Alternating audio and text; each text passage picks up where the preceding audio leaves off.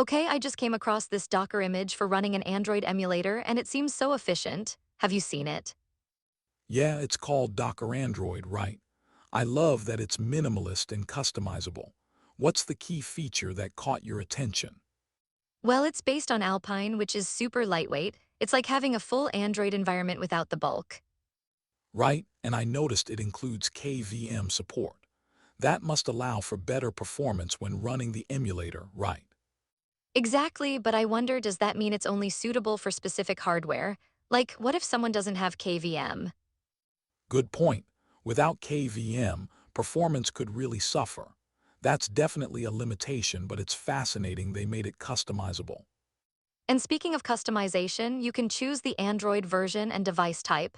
It's like tailoring your emulator to your exact needs. That's super useful for testing. But how does one manage the different API levels? Isn't that a bit complicated? Not really, you can set variables during the build process like API level and IMG type. It's all pretty streamlined. Oh, that's nice. But I wonder, how does it handle storage? If the emulator wipes data on restart, that could be frustrating. True, but they offer a way to save data by mounting a directory on your host system. It's a clever workaround. I see, so you can persist your data across sessions. But what about the performance? Does it lag when using network resources? Actually, it runs headless and connects over ADB, which should keep things snappy. Still, I'd be curious about real-world tests. Totally. And they mention compatibility with SCRCPY for remote control. I can see that being a game changer for testing. Right? Imagine controlling the emulator from another machine, but does that add any latency? Possibly, but I think the benefits outweigh that. Still, it's always good to test performance across different setups. Agreed, now the size of the images is also surprising. The basic image is only 414 MB without the SDK. That's impressive. But does that mean some functionalities are limited without the SDK? Like, what if you need specific tools? Yes, you'd have to add them yourself. It balances size with functionality, but that could be a hassle for some users. Definitely a trade-off. And I noticed they have a CI integration aspect too. That must be appealing for developers. For sure, integrating into CI pipelines is huge, especially when testing across multiple Android versions. So it's not just about the emulator, but the whole ecosystem around it. That makes it versatile. Exactly, but I wonder what happens if a developer needs to use a version that's not included in the default builds. They can build it themselves, but that adds complexity. Custom builds could lead to more time spent configuring.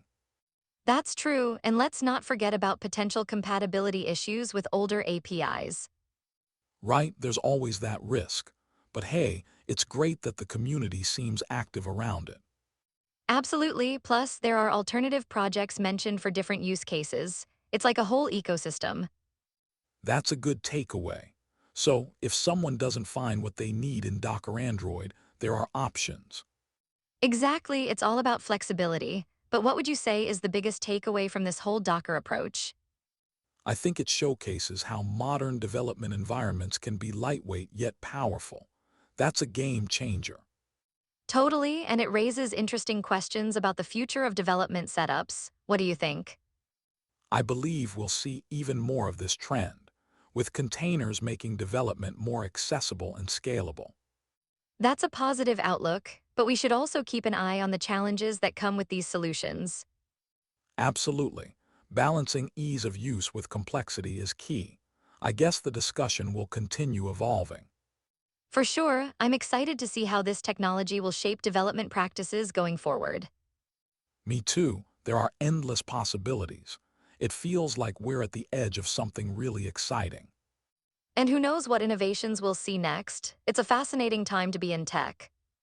Totally. I guess the takeaway is to keep exploring and adapting as these tools evolve. Absolutely, and to stay curious because there's always more to discover in this space. Couldn't agree more. It's like peeling back layers of an onion, always more insights to uncover. Well, let's keep peeling then. I can't wait to dive into more of this. Same here. Let's see where this journey takes us next.